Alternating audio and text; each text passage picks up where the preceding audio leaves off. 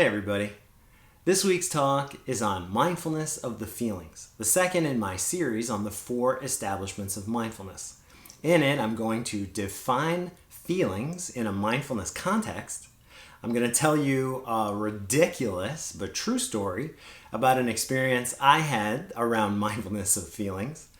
And then we're going to go step by step through some techniques so that we can practice mindfulness of feelings right now. Let's get to it. So what do we mean when we use the word feelings or emotions? I like to break feelings down into two components. There's a physiological component and a psychological component. Feelings have body and feelings have mind. So long before my mind tells me the story that anxiety is present, my body is communicating with me. My body is making my palms sweat. It's tensing up my chest. It's shortening my breathing. My mind then notices these raw sensations and overlays the story anxiety. This is how it works. It's important to understand this right out of the gate. The feeling originates as a raw body sensation, and then the story about it, the label that we give it, the word anxiety itself comes entirely from the mind. As we talked about last week, the body doesn't communicate in words. So when I have this understanding, then while I have pretty much no control over what emotion I'm experiencing in any given moment, I can start to train myself to exercise some will over how I relate to those emotions. I want to make a shift from having an existential relationship with my emotions or my feelings to having an experiential relationship with them. What do I mean by this? If my body starts to tense up and my face flushes and my jaw clenches, those raw sensations are noticed by my mind, and my mind may tell me this story. I am angry. That's a very existential way to relate to those physical sensations. That's a very existential way to relate to my anger. To say I am angry is just a hair's breadth away from saying I am anger. It's becoming a part of my identity. In other languages, Spanish for example, I would say I have anger. You see how there's a bit of remove there. We've taken a step back. This is a step in the direction of an experiential relationship with our feelings. Another way to say it in English would be, I am experiencing a moment of anger. Wow, can you feel and see the increased spaciousness in this? Why do we need that space? To answer that, we'll unpack an example from my teacher, the Zen master Thich Nhat. So imagine you're home alone, sitting on the couch, and a stranger breaks in your front door and sets your house on fire and runs right back out. Do you chase them? It's not unreasonable to want to, but every step I take, chasing that stranger down the street, I'm taking a step away from my house. My house is on fire. If I have trained myself to the capacity to take a sacred pause in that moment of great stress and fear and confusion and urgency, then maybe I'll be able to choose between my habitual reaction, which may be to chase, to blame, to look for who caused it and punish them, to a more thoughtful response, where I can examine what's going on, where I can experientially relate to my anger. Inside of that space between stimulus and response lives the choice, the ability to choose. Those choices can come from my deepest heart's intentions. They don't have to be a product of unexamined views or imprisoning habits. That choice is a freedom. That kind of freedom is very powerful. It is, in fact, one of the greatest benefits of our mindfulness practice. Okay, I want to pause right there. I'm pretty confident some of you are out there thinking something like this. Dave, I've tried practicing mindfulness, or I'm practicing it now. You're making it sound so easy, but my experience is that it's super hard. And my response to that is, That is correct. Yes, it is. Mindfulness practice is hard. It's simple, but it's not easy. It's a training. It requires diligent effort, lots of practice, and it's helpful to have a teacher. I've been practicing mindfulness for 20 years, and I still struggle and still have a ton to learn. Let me tell you a quick story right now about mindfulness of the feelings in my personal practice and why that effort is worth it.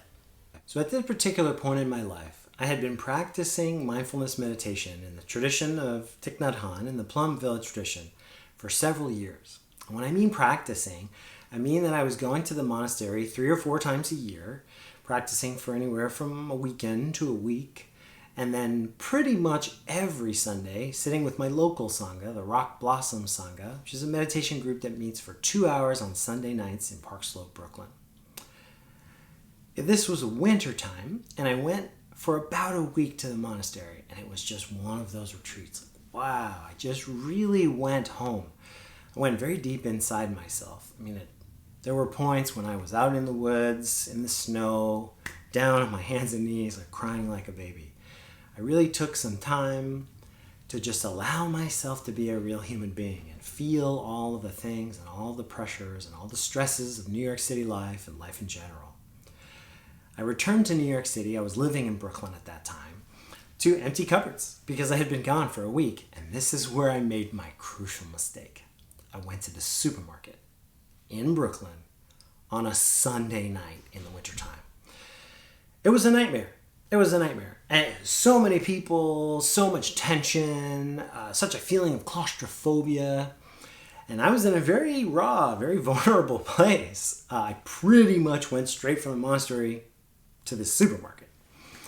And by the time I got on the line that snaked 2 or 3 aisles of the store, by the time I got on this line with my cart and just a few things, I was near having a panic attack. My palms were sweating, my heart was beating fast, my breath was shallow. I was really having a difficult time. So I don't know why I did what I'm about to tell you next. I think in part it's because I had just left the monastery and people just share so openly there. But out of nowhere, I just turned around and faced the stranger behind me, woman in her 50s, and I said this: "Hi, I know this is going to sound strange, but I think saying it out loud is going to help me. I just came from a Buddhist monastery, and this supermarket experience is really freaking me out."